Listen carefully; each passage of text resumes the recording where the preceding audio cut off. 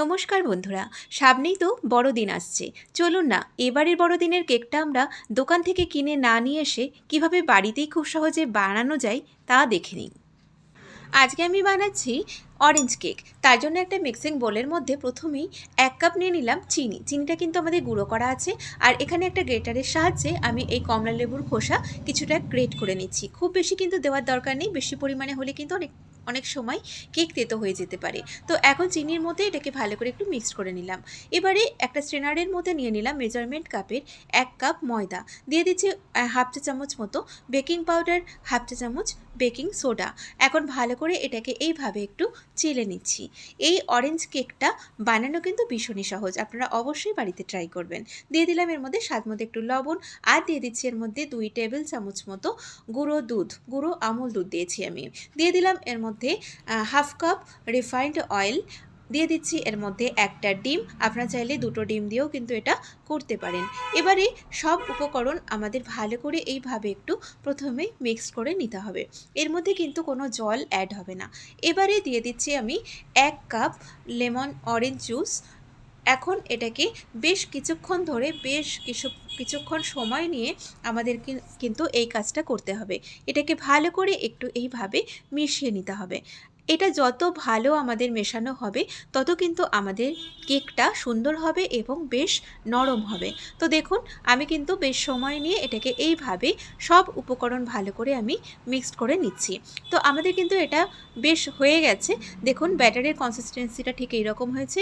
আর এখানে আমি কিছু ড্রাই ফ্রুটস নিয়েছিলাম, সেটাকেও কিন্তু একটু অরেঞ্জ জুসের মধ্যে প্রায় এটা 2-3 ঘন্টা মতো একটু ভিজিয়ে রেখেছিলাম, সেটা দিয়ে দিলাম। সেটাকেও আমি ভালো করে একটু মিক্স করে নিচ্ছি। আপনারা আপনাদের নিজেদের পছন্দ মতো ড্রাই ফ্রুটস এখানে অ্যাড করতে পারেন। তো আমাদের কেকের ব্যাটার কিন্তু একদম রেডি হয়ে গেছে।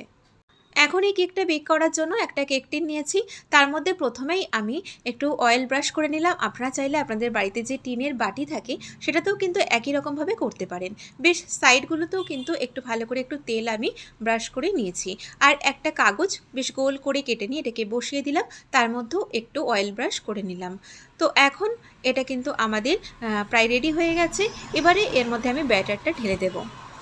আপনারা তো বাজার থেকে কেক কিনে এনে খেয়ে থাকেন, কিন্তু একবার বাড়িতে এই একদম সহজ পদ্ধতিতে মাত্র কয়েকটা উপকরণে একবার বানিয়ে খাবেন, দেখবেন বাজারের কেক আর ভালো লাগবে না খেতে। তো দেখুন এই ব্যাটারটাকে আমি ঢেলে দিয়েছি আর হাত দিয়ে এইভাবে এটাকে একটু ঝাঁকিয়ে এটাকে একটু সেট করে নিচ্ছি। তো আমাদের কিন্তু এই কেকটা বেক করার জন্য একদম রেডি হয়ে গেছে। আজকের কেকটা কিন্তু আমি গ্যাসেই করছি, গ্যাসের ওভেনে। তার জন্য একটা পাত্রের মধ্যে দিয়ে দিয়েছি বেশ কিছুটা লবণ, তার মধ্যে একটা স্ট্যান্ড বসিয়ে দিলাম। এই স্ট্যান্ড কিন্তু প্রত্যেকের বাড়িতেই থাকে। এবারে এর মধ্যে এই কেক টিনটা বসিয়ে দিলাম, ওপর থেকে আরও বেশ কিছু ড্রাই ফ্রুটস দিয়ে দিলাম। আপনারাও আরও কিছু ড্রাই ফ্রুটস কিন্তু এর মধ্যে দিতে পারেন নিজেদের পছন্দ মতো। তো এখন এটাকে আমি বেশ কিছুক্ষণের জন্য এটাকে বেক করব। তো এখন এই ঢাকনাটা দিয়ে দিলাম, আর এই ঢাকনাটার যে ছিদ্রটা আছে সেটাও কিন্তু একটা পেপার দিয়ে এটাকে বন্ধ করে দিলাম। এখন প্রথমে এটাকে 10 মিনিট মতো একটু মিডিয়াম ফ্লেমে আমি বেক করছি।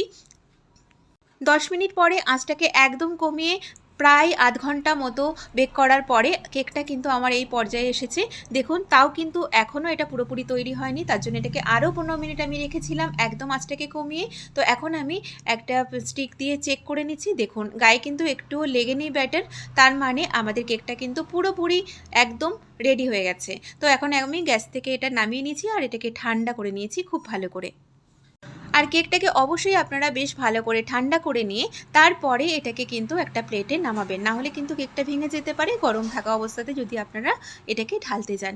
দেখুন এটা কি সুন্দরভাবে আমাদের উঠে এসেছে, আর নিচটাও কিন্তু খুব সুন্দর তৈরি হয়েছে। কেকটা দেখেই বুঝতে পারছেন খুবই সুন্দর, একদম দারুণ তৈরি হয়েছে। তো আপনারাও অবশ্যই এই রকমভাবেই বাড়িতে ট্রাই করবেন, বাড়িতে বানাবেন, দেখবেন খেতে দারুণ লাগবে। তো এখন আমি এটাকে নাইফের সাহায্যে পিস পিস করে কেটে নিচ্ছি সার্ভ করার জন্য। আমার আজকের ভিডিওটা ভালো লাগলে অবশ্যই ভিডিওটাতে লাইক, শেয়ার, কমেন্ট করবেন আর চ্যানেলটিকে সাবস্ক্রাইব করবেন নিত্য নতুন রেসিপি পাওয়ার জন্য। আপনারা সবাই খুব ভালো থাকবেন, সুস্থ থাকবেন। আমি আবারও হাজির হব নতুন কোনো রেসিপির সাথে বা নতুন কোনো ভিডিওর সাথে। নমস্কার।